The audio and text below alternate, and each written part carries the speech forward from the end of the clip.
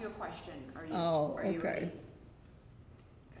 Elizabeth, can you tell us about the family that you were born into and a little bit about your life before the war? Can you tell us about the family that you were born into and your life before the war? I was 15 and we were taken out from our home into the synagogue. And being that I come from a small town, it was 3 days till they collect people from smaller town where there was one Jewish person or two, and we were there for 3 days till we were taken into the ghetto. And we couldn't go anymore on the sidewalk. We had to walk on the street. So happened that we had a train station, and we were taken there by the name Uyhal by train. We were there for 6 weeks. After 6 weeks, they started to select the people. First, they took those who weren't quite okay. Me and my family were on the second transport. And being that I'm Jewish, the rabbis from Hungary told us that the second transport who went to Auschwitz, you know what the yahrzeit is? The memorial I keep 5 days before Shavuot. And as we were taking that, we didn't know where we were going. We were taken 3 days on the train to Auschwitz. As we enter in with the train, the sign said, Arbeit makes you free, which we didn't know what it was, as we were all unloaded, supposedly. The people were divided, the men on one side, my father with my brothers, my mother with a younger sibling, and I was taken on the side. Can we go? Jessica, give me 1 second. I'm so sorry, Elizabeth, but this always keeps coming out, so I just want to hide it. I'm going to go from the other side. Sorry about this. That's okay.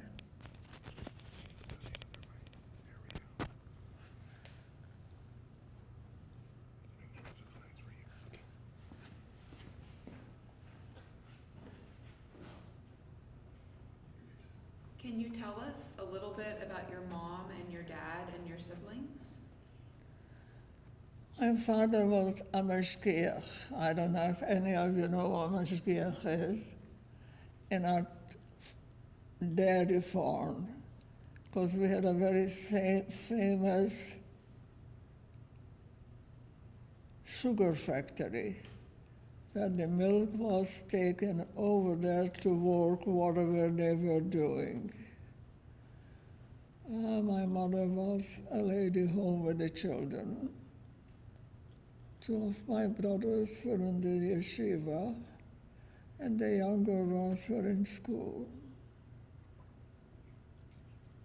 Before the war, before the Germans came to your home, before the Germans came, how did your family get along with the non-Jewish people in your community? Being when you are 15, you don't notice the things that you notice when you are 20. I remember one of my classmates came to the synagogue defense, and she said, why don't they kill you here? Why don't they take you away? And I didn't think anything of it. As I'm in Auschwitz already and going to work for a German lady who have a hotel, not me around, but a group, I seen her brother, and he said, what are you doing here? He was hoping that I'm not there anymore. Now the lady from the hotel, we cleaned, the hotel, we were like maids. There was a sugar cane field. Me and my friend, of course, we were hungry, so we ran out there to take a piece. We had no intention to run away. We didn't know where to go. She called the guard and told him, well, the guard was a middle-aged man. He didn't say anything to the higher when we went back to camp, so we haven't been punished for that. When you arrived in Auschwitz and you were separated from your family, can you describe to us what happened next?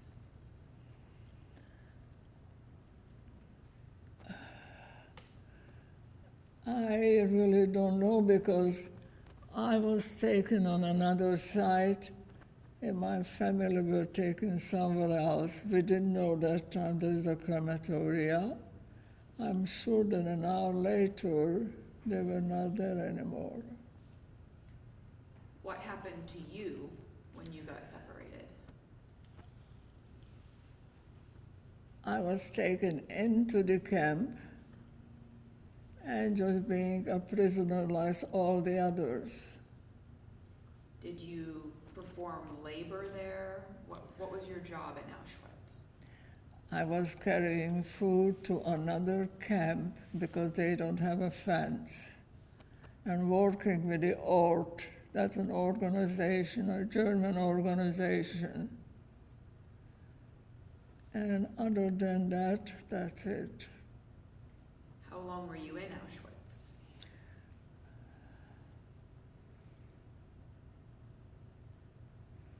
I think about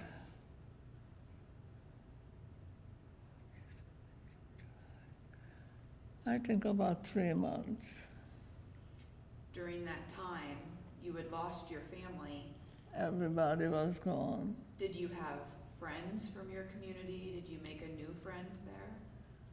Well, it so happened that the sleeping quarters, let us put it this way, it's like help me, like a bunk. There was 5 of us. One I happened to know from my hometown, one I met who was one Jewish person from one town. And I kept, matter of fact, I brought her here to America after I was here. Can you describe for us some of your memories of Auschwitz, maybe a roll call or a particular day? Like I mentioned, carrying food to one camp, working with the art, with the art.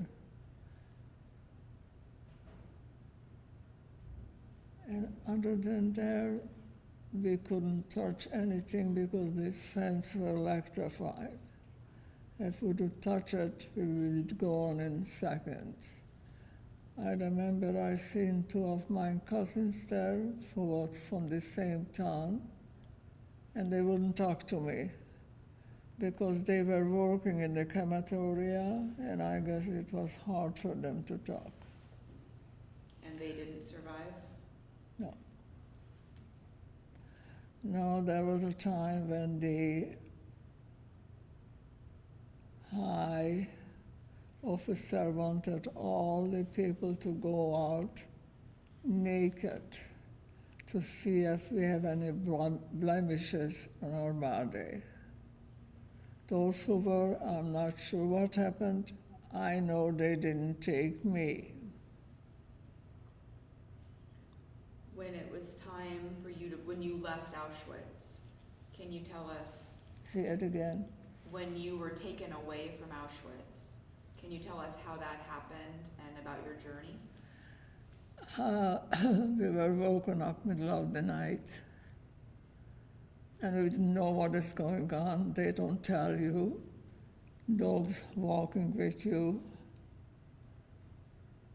and they let you through the gate, and there was already German soldiers, their bayonet up in like a teepee, and the train is rolling up. We are going to another camp, but we didn't know which camp. Now we know that it was a holiday, Tisha B'Av, and you have to know what Tisha B'Av means. It's a fast day. And the person who was, I think, by the 50s, said, you know,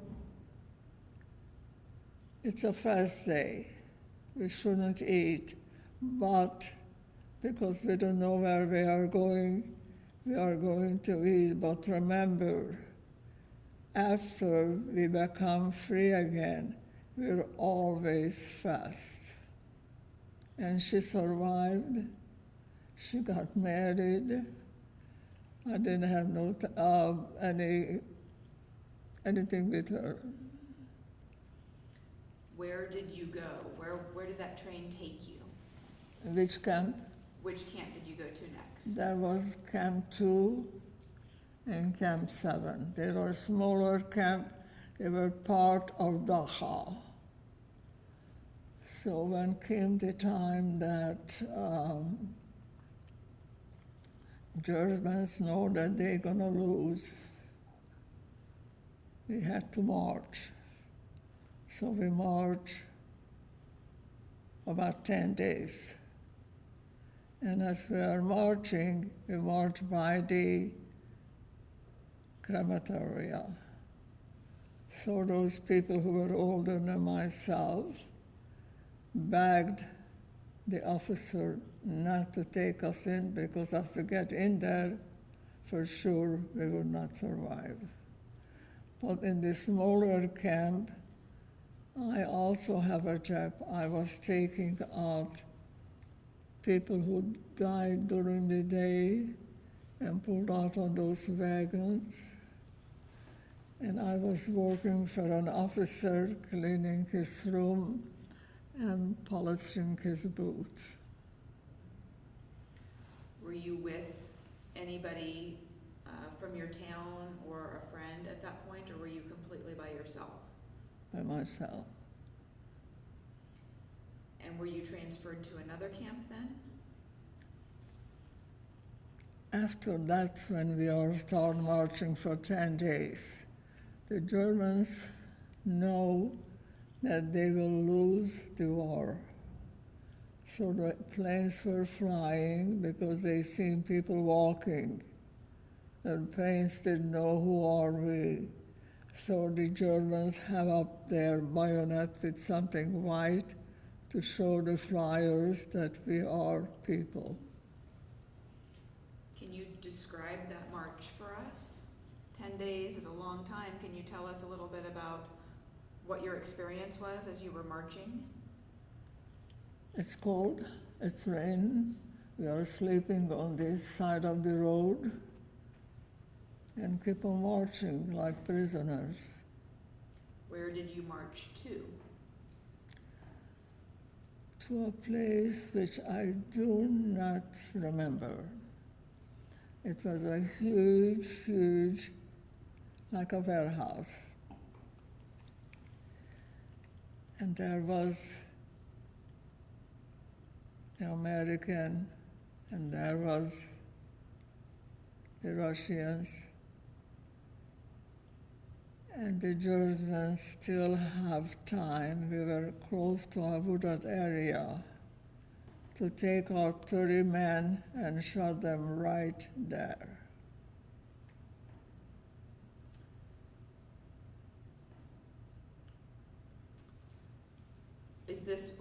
Tell me about how you were liberated.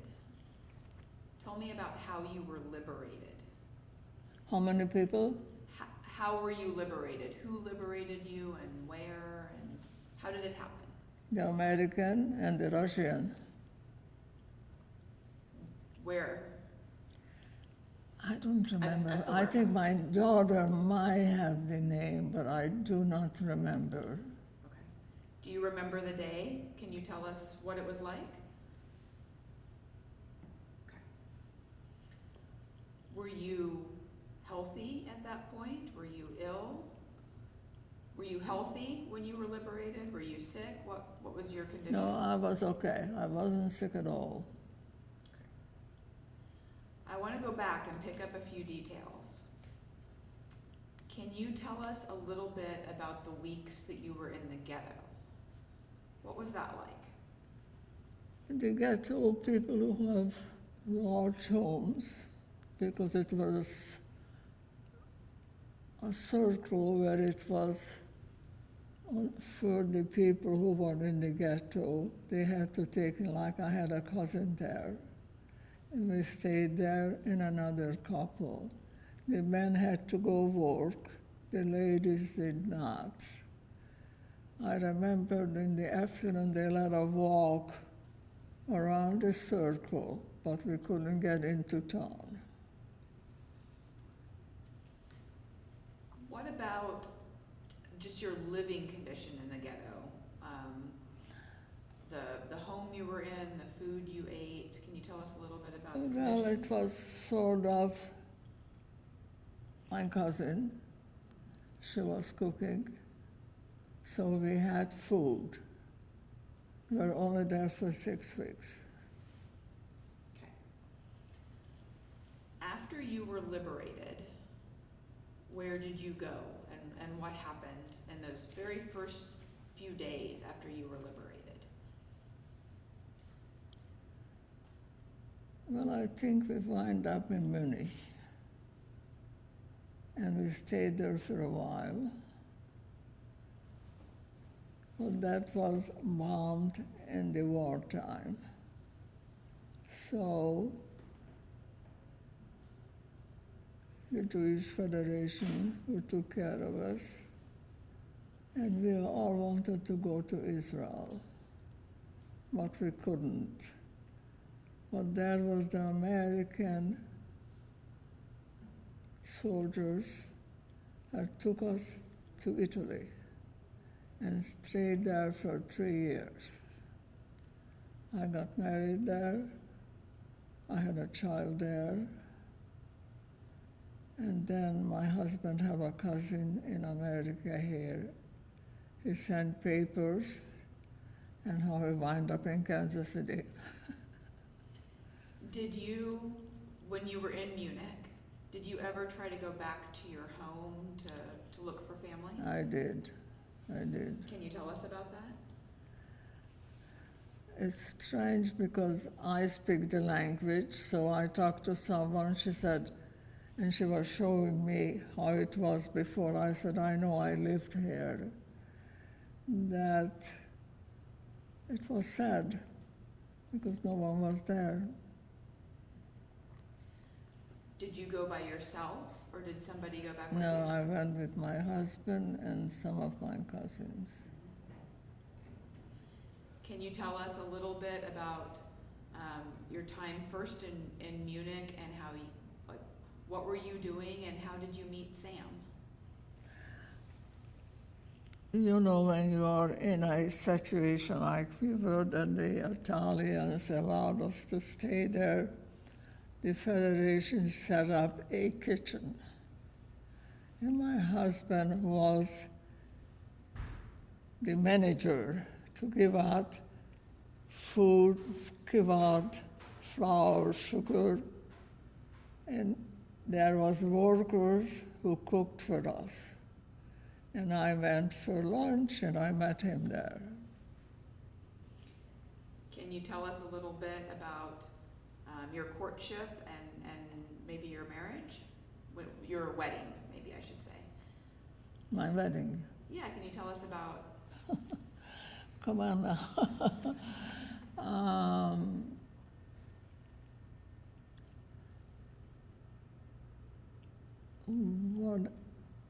What are you trying to ask me? I'm just trying to understand a little bit about how you were kind of restarting your life, having gone through something very difficult, how Well, you it found that was, strength to move yes. on. So when I met my husband, being that I'm Jewish, he is Jewish, you have to have a chuppah. We had to go to another town to get the marriage certificate in Hebrew and in Italian. And life went on. Can you tell me a little bit about your faith and how that was affected by the Holocaust? My faith? Your faith. You've mentioned a few holidays and observances, so I'm wondering how that impacted you. I came from a religious home. You know, today I'm 96 years old. I kept the holidays, I kept kosher, and I believe that people are asking me, how come you survive? I have no answer except God, who said you will survive. Simple. Can you tell us about what life was like in Italy? You said you were there for 3 years. Yes. Can you tell us a little bit about those 3 years? My husband and my friend's husband that I said came from my hometown. They went to the market selling old clothes. And for that they brought back chickens, butter, food, because we didn't have that much to eat. So they will supply us with that. Actually, I have a picture. I should have found it and bring it, but I don't.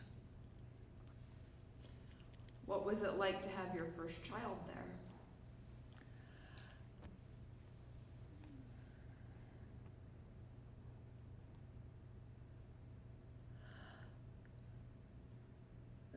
The child was born in Italy. Just like any person, you change. You have to divide your time to the child and to you, whoever is around you. You mentioned that you had hoped to emigrate to Israel, Right. but you came to America. Can you tell us how that happened? Because, I don't know, the Cyprus, the British would not let in the ship to Israel. Being that I have a child, and they know that going there to Cyprus, where there is no, for a child or for a family, we did not make it. I had certain things that we sent and remained in Italy till we got the paper from my husband's cousin. When you came to America, can you describe that trip for us? Did you come on a ship? Well, you know, there is a Jewish Federation here. To say that they were the best, no. They should have helped us. But everything was, matter of fact, I was that time when we were coming from New York to Kansas City, I was pregnant with my second child. And coming by train takes 3 days. We asked them, would they please let us come with a plane. They did not. When we arrived to the train station, the caseworker said, there is no Jews here, there is no kosher here, there is nothing here. That was the welcome coming to Kansas City. So how did you and Sam start to build your family then? Those first few days in Kansas City, how did you start to establish yourselves? You know, my husband was learning in Poland because even before the war, he wanted to go to Israel. So he had some experience already how to work as a plumber, but he needed money to go to trade school to change from inches to from centimeter to inches. And of course, the Federation did not help us. Tony, Yes, what is the name of the guy? Markowitz. Mr. Markowitz.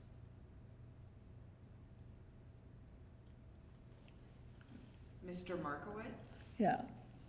So we lived on 39th Street in a hotel, which was provided by the Federation. And Sam didn't know what to do. On 39th in Maine, I don't know if the bank is still there or not. So he asked the banker that he didn't know, we have no money in the bank. Would he loan me to go to school, which he did. We paid back, matter of fact, a couple of years ago, the grandson seen my son and told him how my husband became a plumber by his grandfather helping. I believe I remember that you were close friends with Olga and Michael Rothstein. Can you talk a little bit about that friendship and kind of reestablishing yourselves together here in Kansas City? Well, what happened, we were in the same camp. And you cannot come to America without paper. But being that we were such a good friends, somehow I was able to get the paper and bring them to Kansas City, and they were here till they passed away. So you brought the Rothsteins to Yeah, Kansas City. I did. Can you tell us how you did that? I assume that we have the paper to be able to enter into America. Can you tell us a little bit about the New Americans Club in Kansas City? That was interesting because there were all kind of people there, Hungarian, Polish, Litvish, all kind. And that was fun because once a month we would have a supper, there was music, there was dancing, and it was wonderful for us to feel that we are again human beings. I believe that you were the first chairwoman of one of the committees. Is that true, that you were the first woman who chaired one of the New Americans committees? I didn't get that. Were you the first woman who chaired one of the New Americans committees? It's okay. No, I don't know why I don't understand. The New American Club had committees, Yes. right? Were you a chairperson of one of those? I don't think so. I was a helper. Okay.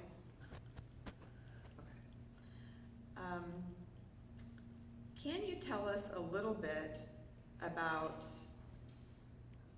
where you found strength or hope to get you through the things that you experienced? You know, people are asking me that, and I'm not sure how to answer. Being that I'm religious, I believe in God. I figure all these things come from God. Do you ever think about how this has affected you emotionally or your mental health? Do you think about how the Holocaust has impacted you emotionally or with your mental health?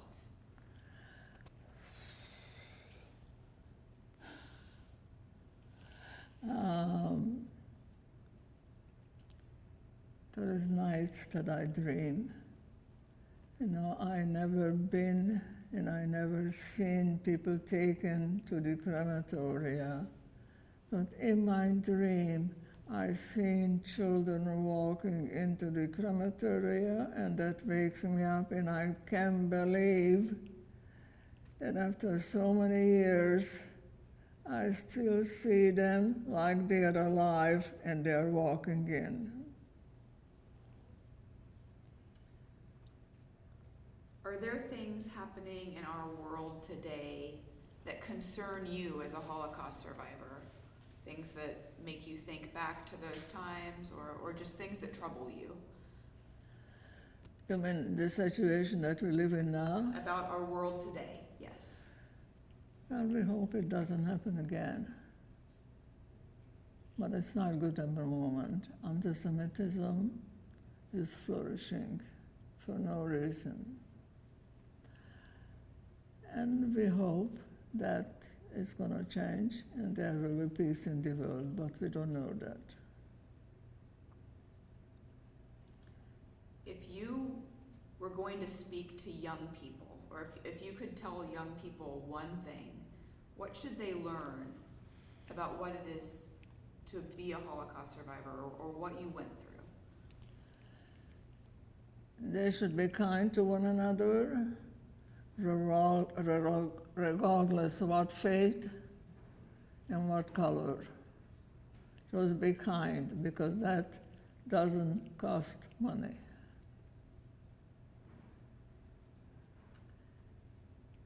Is there anything that I haven't asked that you would like to talk about or tell us? I tell you, I'm so full of it, but if the question is not being asked, it's hard to know what to talk about. That's fine. I'm gonna ask if anybody else has some questions. We have a series of questions. Can you tell us about a boy who was killed for a piece of blanket? There was a young man, and it was cold. And they didn't give us heat or anything like that. A young guy, maybe 15, 16, and he tore a piece from his blanket, and because of that, he was hanged. And we all had to stay out there and watch it. Where was that, Elizabeth? Auschwitz. This was at Auschwitz, okay. Can you tell us a little bit about what it was like to be on the train when you left the ghetto and went to Auschwitz? Can you describe that journey to us? You can imagine when you're on the train, not a passenger train, 3 days, no food, no water, no toilet. The children are crying. Matter of fact, my cousin, who was a young married lady, she had a baby, and the baby cried constantly because the mother didn't have any milk anymore. And when I heard a baby cry, it hurts me today after so many years.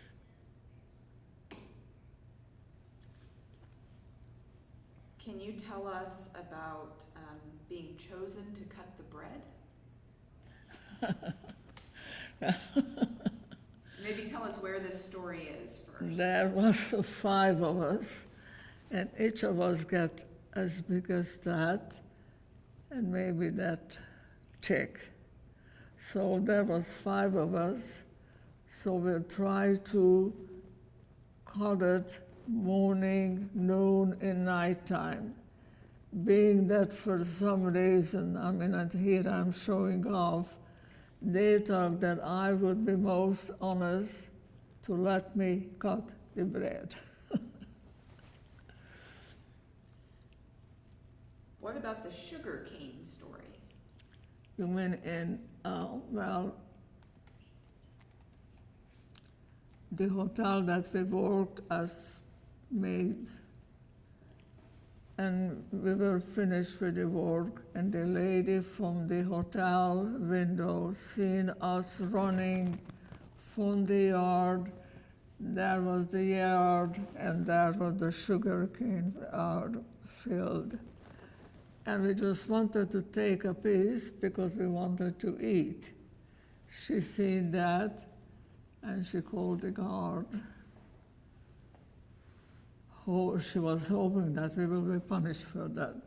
But thank God the guard was a guy in the 50s and didn't told they had, and we were fine. Who was that was with you? Who was My that? friend, Rothstein, Olga Rothstein, Olga. both of us. How long were you and Olga together during the Holocaust? You mean in the Holocaust? Yeah. And here all these years before she passed away. Were you together in Auschwitz? Yes.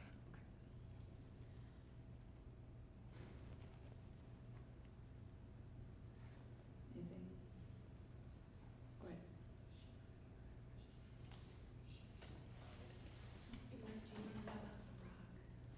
I'll ask her that. You want to show us what you brought with you?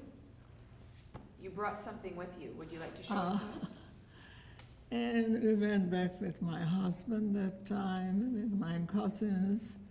One of my granddaughter walked back, seeing Auschwitz. Right now you see nothing but a big field. In each language there is a sign, Polish, Yiddish, Hungarian, what have you. As we are walking on the train, we are walking on train, what is that? Track. Yeah. I said to myself, why don't I pick up a stone? Which I did. Because the stone cannot speak, but I could. And each time I'm looking at the stone actually is talking.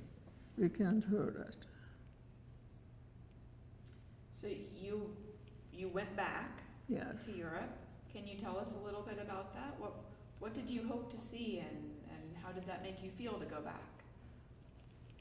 What did you see while you were in Europe, and how did We you feel went to about it? Czechoslovakia.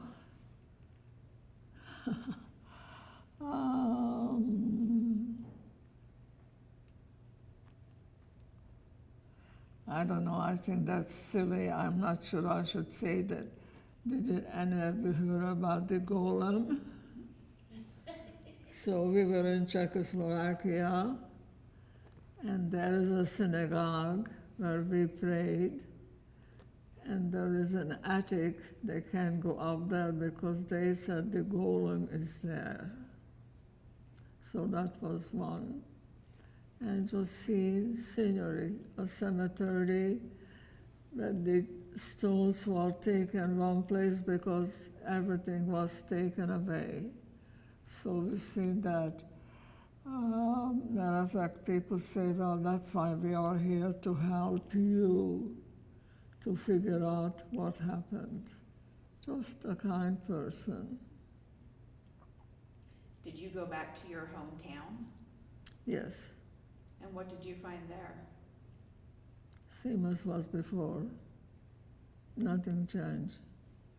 Nothing changed.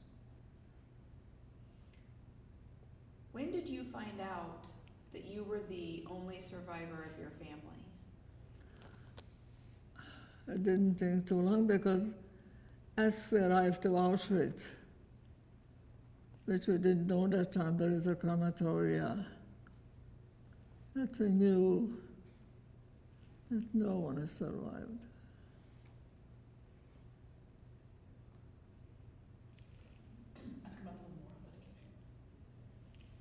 Can you tell us anything that you remember about the New Americans dedicating the memorial on? I was one of them, be there, and President Truman was there too. There was 3 ladies, 2 of them are gone, and all the men are gone, and this still the monument is in Jewish Community Center and the parking lot. you remember that day in particular? Can you tell us anything about that day? It was excitement because I heard that was the first monument put up as a memorial.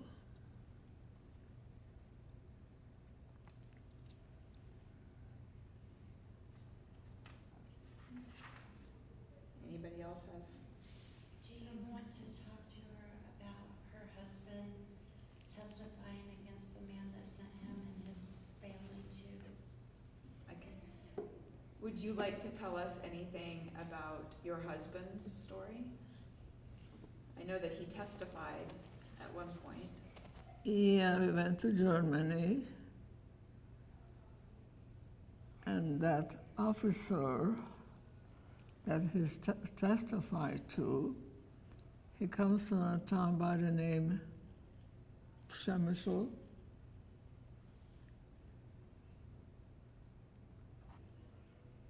You know, in Poland, they started in 1939.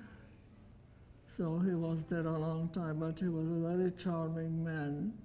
Even the Germans happened to like him. So being that, you know, some plumbing, he was hired to take care of plumbing things. He was working in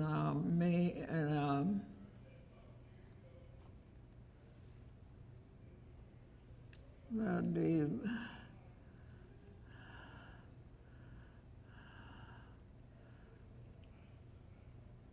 he was working in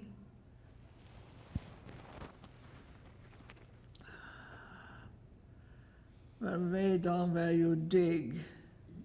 I can't think of the name, help me. Like a sewer? A sewer? Like a plumbing in a sewer? Not the sewer, but you know, where people work and it falls in and people die there. Like a mine? Yeah. Okay. And the Germans seen him, he was very quick in things. He was once had a knife, and he was trying to figure it to make it nice. So the German soldier seen it, he said, "That's what the Germans will win, by you making knives." And by the time they become friends, and he made him a knife.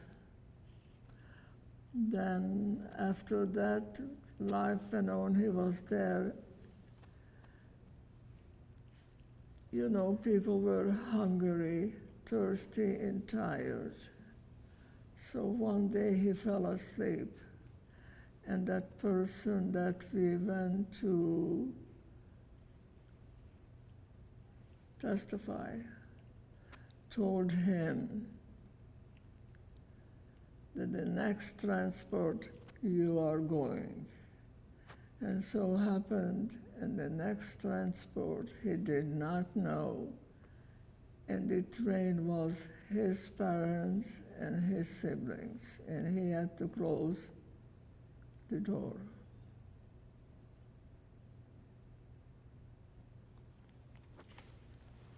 You are the only person who's able to tell us about your family that you lost. Would you like to tell us their names and a little bit about them so that we can also remember the people that you My lost? brother, sister, Your siblings and your parents.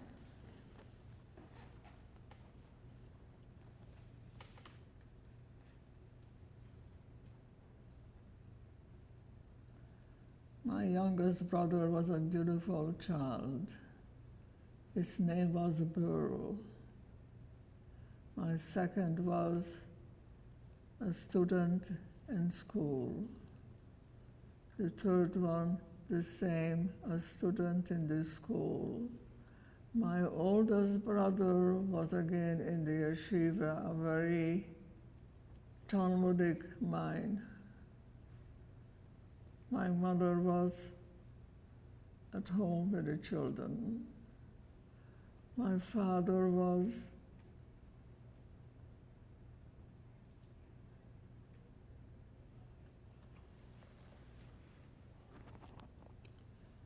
I told you that he lost his job when the tools started to go. He was very religious also, and he was a kind person. Can you tell us about the family that you built with Sam, about your children and your grandchildren? Well, I have 4 children, 3 sons and a daughter. My oldest son, not my youngest son, who had 10 children. The others have 3 and 4, and 4, I think. I have quite a bit of great-grandchildren. A class 4.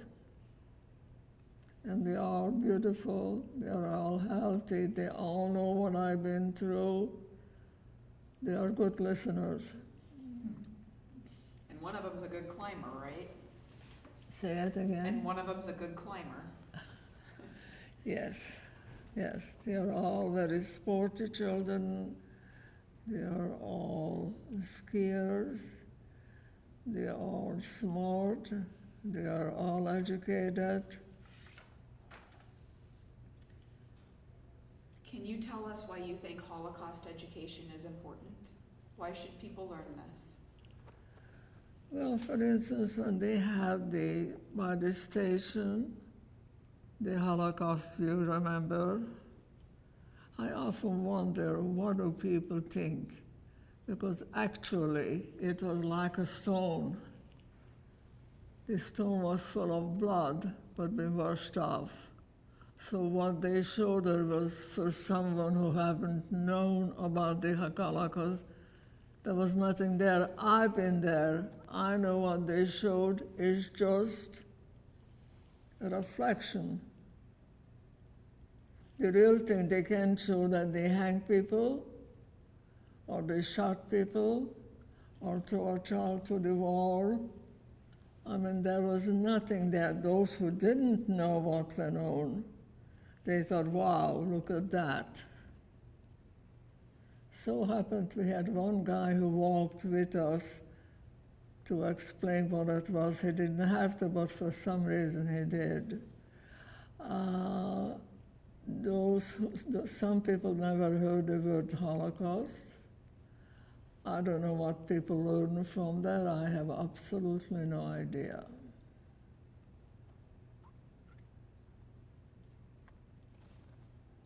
Anybody else? Okay. Elizabeth, what was it like to become a mom for the first time? What was it like to become a mom when you had your first child? Well, it's normal to have a child. I think. Did you feel nervous, or did it come easily to you? Were you nervous about it, or did it come kind of easily to you? Well, it was something that some ladies or all of us go through. Let's reframe this. You lost your mother when you were fairly young. Have there been times in your life when you've particularly felt that absence, that you might have asked a question, right? I do.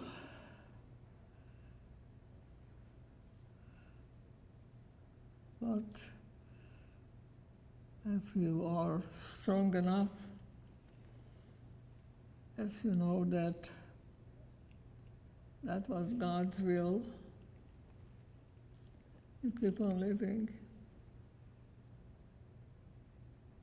You mentioned that you mark a yard site for your family. Can you tell us, remind us when it is, and tell us how you The mark yard it? site there is the holiday of Shavuot. And the Hungarian Rabbonim said that the second transport who went to the ghetto keep the yard site 5 days before Shavuot, and that's what I'm doing.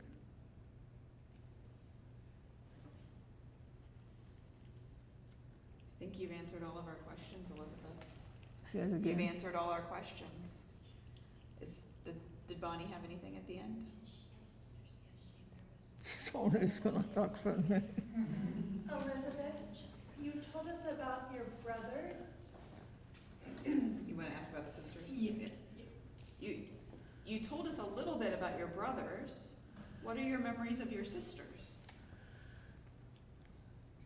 They were little girls. They didn't hurt anyone, but they've been hurt. My brothers were students, well-behaved children. My oldest brother was a very smart, Talmudic person, just like my youngest son.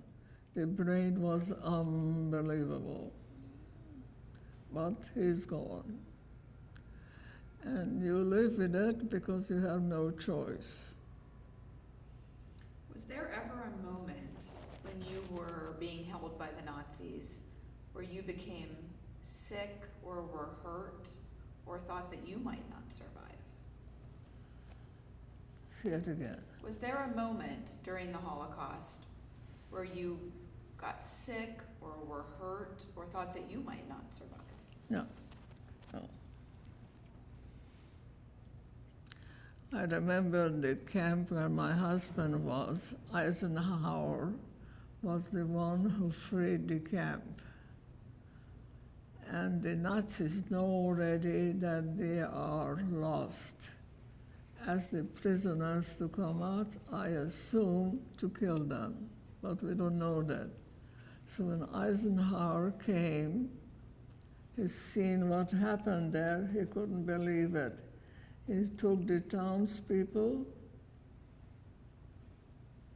to make the graves and bury all those people, because people know what went on. Auschwitz was very close to the camp, and many other camps, but they all were deaf or blind. Can you talk a little bit about when you were settling in America, about becoming a citizen, learning the language, kind of becoming American? Well, the town provided us a teacher, and the old Jewish Center 32nd in Truth. So we went there and we learned the language. My husband, who was working, there was a class for the men. And becoming a citizen, yes, you feel that, hey, I'm a human being. You felt good. All right. I think that's it, Sad. That was That wonderful. was wonderful. Yeah, really well. Thank you for coming. I am so glad that you came. I thought that would be, I didn't realize I was the only one here. I thought I'm gonna have a whole bunch. Oh, I'm sorry. Who else is coming beside me? There is not too many people left. Is Not as Adela many as we coming? wish. I'm sorry. Adela Dagerman? Adela was here earlier this morning. The little Sigerstein? Lily doesn't live in town anymore. She lives in California, Mhm. right? Yep. And there's a few, I don't know the names. Were you friends with Clara too? You Hungarian ladies? Were you friends with Clara Grossman as well? Yeah, Okay. all right. Do we ever learn anything? Do we ever feel that kindness is so easy to be kind and gentle? Otherwise, the world cannot survive. Beautifully said.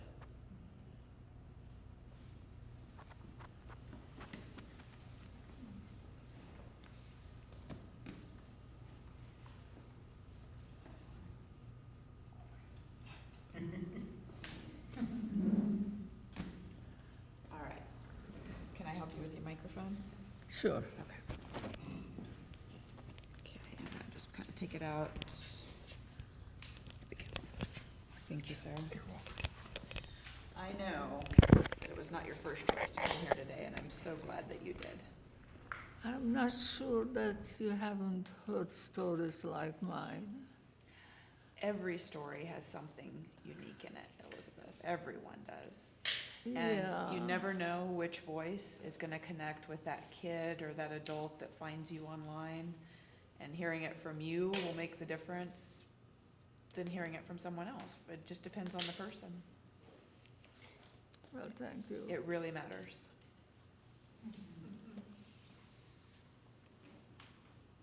And Bonnie got to listen. Okay.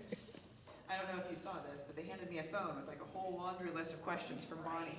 Yeah, Bonnie had us taking notes on the back end. Okay, Yeah, I didn't know about the sugarcane story. That was Bonnie. it was, She said, yeah. ask her about the sugarcane story. Yeah, you could have Bunny here, she would drive you crazy. Where was Bonnie calling from? She lived in New York. She does, okay. She's in Israel though. Oh, wow.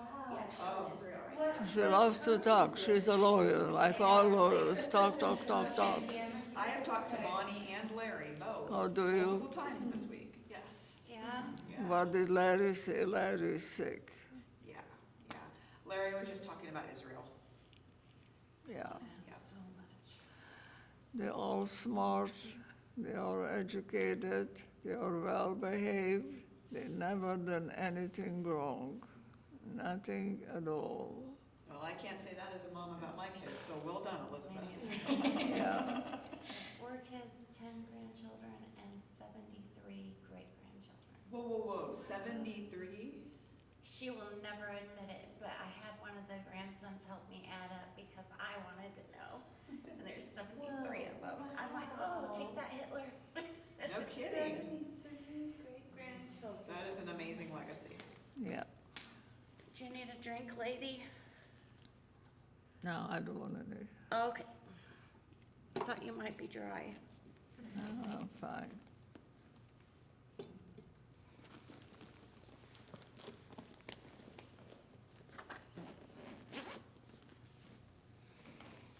So I don't know how long it'll take, but we will get a file of this video Okay.